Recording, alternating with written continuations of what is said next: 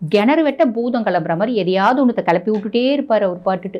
நீ பெரியாளா நான் பெரியாளா அப்படிலாம் காமிக்கூடாது, நீயே பெரியாளா இருந்துட்டு போ. தனுசு ராசி அன்பர்களுக்கு ரொம்ப கம்ஃபர்டான ஜோனு உங்களுக்கும் உங்கள் ஒய்ஃப்க்கோ உங்களுக்கும் உங்கள் ஹஸ்பண்டுக்கோ அப்படின்னு சொல்லலாம். மற்றவங்களுக்கு 4 பேருக்கு வந்து அட்வைஸ் பண்ணக்கூடியவங்க, 4 பேருக்கு ஹெல்ப் பண்ணக்கூடியவங்க, நம்மளுக்கு வந்து தெளிவாக முடிவெடுக்க முடியாத ஒரு சூழ்நிலையை ஏற்படுத்துவார். லாபஸ்தானத்தை பார்க்கறதுனால நீங்கள் செய்யக்கூடிய தொழிலில் அபரிவிதமான லாபம் அப்படின்றது வரும்.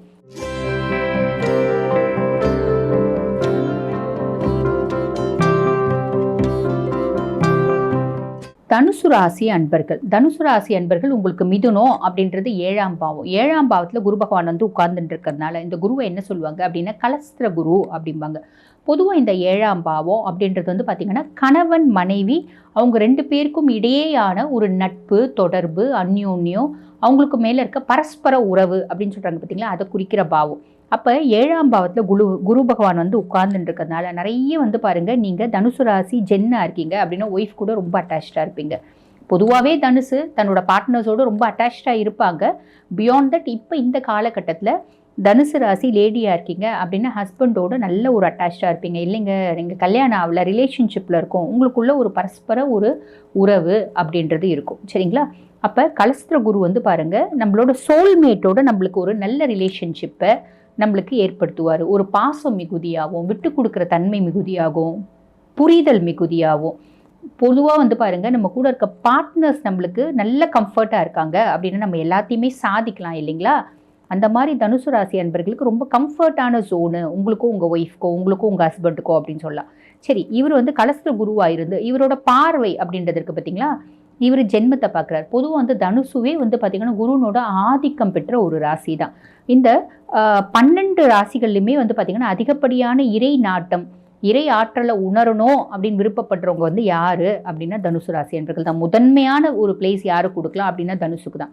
அப்படிப்பட்ட தனுசு ராசி அன்பர்கள் உங்களுக்கு வந்து பாருங்கள் சுயஸ்தானத்தை பார்க்கறதுனால ஆல்ரெடி வந்து பார்த்திங்கன்னா தனுசு அப்படின்னாலே ஆசான், மற்றவங்களுக்கு 4 பேருக்கு வந்து அட்வைஸ் பண்ணக்கூடியவங்க, 4 பேருக்கு ஹெல்ப் பண்ணக்கூடியவங்க, 4 பேர் ஏதாவது எனக்கு இது என்ன பண்ணுறதுன்னு தெரிலக்கா, குழப்பமாக இருக்குது, என்ன பண்ணுறதுன்னு தெரில, நான் குழப்பமாக இருக்குது அப்படின் போது கரெக்டான ஒரு அந்த தீர்வு கொடுக்கக்கூடியவங்க தான் தனுசு. ஆக அந்த மாதிரி பர்சனாலிட்டிஸ் இன்னும் குரு பகவான் அங்கே வந்து உட்கார்றதுனால ஆல்ரெடி உங்களுக்கு வந்து பாருங்கள் அர்த்தாஷ்டம சனியாக இருந்து அவர் வந்து ஜென்மத்தை பார்ப்பார்.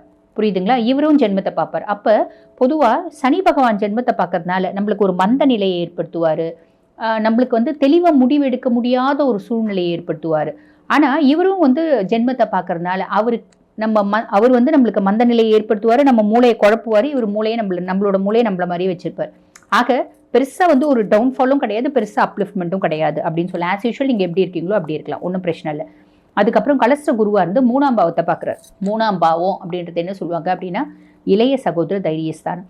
அப்போ நிறைய தனுசு ராசி அன்பர்களுக்கு உங்களுக்குள்ளே வந்து பார்த்திங்களான்னா ஒரு தன்னம்பிக்கை, தைரியம் அப்படின்றது மேலும் இயற்கையாகவே வந்து பார்த்திங்கன்னா தன்னம்பிக்கை அப்படின்றது தனுசுக்கு நிறைய உண்டு. இப்போ இன்னும் கொஞ்சம் அதிகமாக உங்களோட இளைய சகோதரர் சார்ந்த ஒரு ஆதாயம், ஒரு அனுகூலம் அப்படின்றது கிடைக்கும். இதுவும் ஒரு பெரிய பாசிட்டிவாக தாங்க நான் பார்க்குறேன். அதுக்கப்புறம் கலஸ்திர குருவாக இருந்து 11ஆம் பாவம் லாபஸ்தானத்தை பார்க்குறேன். லாபஸ்தானத்தை பார்க்கறதுனால நீங்கள் செய்யக்கூடிய தொழிலில் அபரிவிதமான லாபம் அப்படின்றது வரும். ஆனால் இங்கே ஒரு கொக்கி இருக்குது. என்ன அப்படின்னா அர்த்தாஷ்டம சனியாக இருந்து சனி பகவான் வந்து பாருங்கள் 10ஆம் பாவத்தை பார்க்குறாரு, தொழில் ஸ்தானத்தை பார்ப்பார். தொழில் ஸ்தானத்தை பார்க்கறதுனால சனி பகவான் என்ன பண்ணுவார் அப்படின்னா தொழிலில் நிறைய இடையூறுகள், இன்னல்கள், பிரச்சனைகள், கிணறு வெட்ட பூதம் கிளம்புற மாதிரி எதையாவது ஒன்றத்தை கிளப்பி விட்டுட்டே இருப்பார் அவர் பாட்டுட்டு. புகையா கிளம்புது அப்படிம்பாங்க பார்த்தீங்களா, அந்த மாதிரி புகையா ஏதாவது ஒன்று கிளப்பி விட்டுட்டே இருப்பார். இவர் வந்து பாருங்கள் அந்த புகையா கிளம்புறத அடக்கி விட்டுட்டே இருப்பார் அப்படின்னு சொல்லலாம். ஆக தொழிலில் என்ன பிரச்சனைகள் இருந்தாலும் சம்பாதிச்சிடுவீங்க, லாபம்னு ஒன்று பார்த்துருவீங்க. ஏன்னா லாபஸ்தானத்தை குரு பார்க்குறான், புரியுதுங்களா?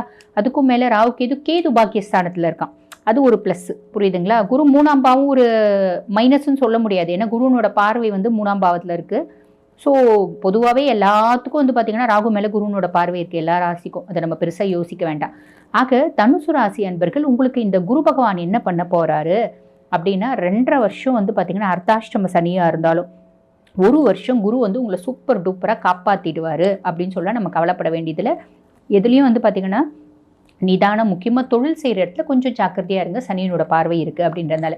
நீங்கள் ஒன்றும் பெருசாக யாரையும் பேசிட மாட்டீங்க, ஒன்றும் இல்லை. நம்ம ஒரு ஃபேக்ட்ரி வச்சு நடத்துகிறோம் அப்படின்னு வச்சுக்கோங்களேன், ஒருத்தன் வந்து வேலையே செய்ய மாட்டேங்கிறான், ரொம்ப பிரச்சனை பண்ணிகிட்டே இருக்கான், அவனை கூப்பிட்டு ஏன்பா வேலை செய்யறதுன்னு செய்ப்பா, இல்லைனா போப்பா அப்படின்னு ஒரு வார்த்தை சொல்லிட்டீங்கன்னா கூட அது ஒரு பஞ்சாயத்து ஆகிறதுக்கு வாய்ப்பு உண்டு. அப்போ என்ன பண்ணும், அவனை கூப்பிட்டு பேசுகிறேன் அப்படின்னா கூட, நீ சூப்பராக வேலை செய்கிறப்பா, உன்னோட திறமை, உன்னோட புத்திசாலித்தனம், உன்னோட அறிவு, உன்ன மாதிரி ஆள் உலகத்திலே இல்லை, இருந்தாலும் எனக்கு சம்பளம் கொடுக்கக்கூடிய சூழ்நிலை இல்லை, அதனால் நான் 10 பேரை வேலையை விட்டு தூக்குறேன், அதுலேயும் நீயும் ஒன்று, கொஞ்சம் இந்த சந்தர்ப்பமும் சூழ்நிலையும் சுதாரிக்கும் போது உன்னை திருப்பி கூப்பிட்டுக்கிறேன் அப்படின்னு நல்லபடியாக காலில் விழுந்து கூட அமைச்சு வச்சிடலாம். புரியுதுங்களா? இந்த மாதிரி பொதுவாக வந்து நேரமும் காலமும் சரியில்லைன்னு போது நம்ம என்ன பண்ண முடியும், நீ பெரியாளா நான் பெரியாளா அப்படிலாம் காமிக்கூடாது. நீயே பெரியாளா இருந்துட்டு போ, நான் ரொம்ப சின்ன ஆளாகவே இருந்துடுறேன் அப்படின்ற மாதிரி போய் தொலைது அப்படின்னு விட்டு கொடுத்துட்டீங்க அப்படின்னு வச்சுக்கோங்களேன், பெருசாக பிரச்சனை இல்லை அப்படின்னு சொல்லலாம். சரி, ஆக குரு சூப்பராக தான் இருக்காரு, கவலைப்பட வேண்டாம். கலஸ்திர குரு நிறைய நல்லது செய்வார். சனிக்காக இந்த வார்த்தையை நான் சொன்னேன். சரி, இப்போ நல்லா இருக்காரு குரு அப்படின்னாலும் நம்ம ஏதாவது ஒரு பரிகாரம் அப்படின்றது செய்ய தானே செய்யணும். உங்களுக்கு ராசிநாதனே அவன் தான், ஆதிக்கம் பெற்றிருக்கவனே அவன் தான் தனுசுக்கு. அப்போ நம்ம என்ன கோயில் போகலாம் அப்படின்னா, முடியும் அப்படின்னா குரு பயிற்சிக்கு முன்னாடியே போயிட்டு வாங்க, முடியல அப்படின்னா அதுக்கப்புறம் கூட போங்க, பிரச்சனை இல்லை. இது வந்து பாருங்க சப்தகுரு ஸ்தலம் அப்படின்னு சொல்லுவாங்க. திருச்சியிலேருந்து 15 கிலோமீட்டர் தொலைவில் இருக்குது. இது வந்து உத்தமர் கோயில் அப்படிம்பாங்க. அந்த கோயிலுக்கு போயிட்டு அந்த சப்த குருக்களையும் வழிபாடு பண்ணிட்டு ஆத்மார்த்தமாக வந்து பார்த்திங்கன்னா வழிபாடு பண்ணிவிட்டு நீங்கள் வாங்க, உங்களுக்கு நிறைய நற்பலன்கள் கிடைக்கும். அதுக்கும் மேலே தனுசு, நீங்கள் ஒரு வருஷம் ஃபுல்லாக ஏதாவது வழிபாடு பண்ணலாமா அப்படின்னா குரு பகவானையே வழிபாடு பண்ணுறது உங்களுக்கு நிறைய நற்பலன்கள் கொடுக்கும். ஏன்னா அவன் தானே ஆதிக்கம் பெற்றவங்க தானே. நீங்கள் சுயஜாதகத்தில் குரு எப்படி இருக்கார் பார்த்துக்கோங்க. பொதுவாகவே தனுசு அப்படின்னா குருனோட ஆதிக்கம் தானே.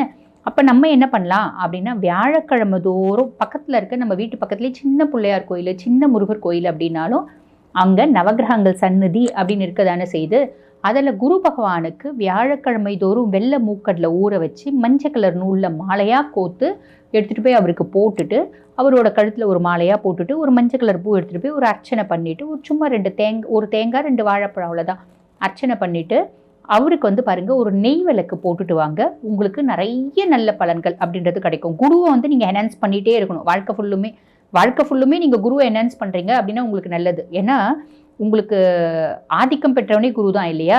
அதனால் நம்ம என்ன பண்ணலாம் அப்படின்னா, குருவை என்ஹான்ஸ் பண்ணுறதுக்கு வேறு என்ன பண்ணலாம், லேடிஸாக இருந்தால் மஞ்சள் கலர் ட்ரெஸ் அடிக்கடி போடுங்க, ஜென்ஸாக இருந்தால் மஞ்சள் கலர் கர்ச்சீஃப் வச்சுக்கோங்க. ஸோ இதெல்லாம் வந்து பார்த்திங்கன்னா குருவை என்ஹான்ஸ் பண்ணுறதுக்கு ஒரு விஷயமா அமையும் அப்படின்னு சொல்லலாம். வாழ்த்துக்கள். இப்போ நான் சொல்லியிருக்கிற குரு பயிற்சி வந்து பாருங்கள் ஒவ்வொரு ராசிக்குமான பொதுவான பலன்கள். இப்போ இதை பார்த்துட்டு இருக்க அன்பர்கள், நாங்கள் எங்களோட சுய ஜாதகத்தை பரிசீலனை பண்ணிக்கணும், ஏன்னா வாழ்க்கையில் பல முக்கியமான விஷயங்களை முடிவெடுக்கும் தருணத்தில் இருக்கீங்க அப்படின்னா நீங்கள் என்ன பண்ணலாம் அப்படின்னா, உங்களோட சுய ஜாதகத்தை நாங்கள் பேசிகிட்டு இருக்கும்போது எங்களோட வாட்ஸ்அப் நம்பர் கொடுத்துருப்பாங்க. அந்த வாட்ஸ்அப் நம்பருக்கு ஹைன்னு ஒரு மெசேஜ் பண்ணுங்கள். ஸ்டாஃப் உடனே ரெஸ்பாண்ட் பண்ணி அப்பாயின்மெண்ட் ஃபிக்ஸ் பண்ணி கொடுப்பாங்க. அந்த வாட்ஸ்அப் நம்பருக்கு உங்களோட ஜாதகத்தை அனுப்பிச்சு நீங்கள் கன்சல்டேஷன் பண்ணிக்கலாம். தேங்க்யூ.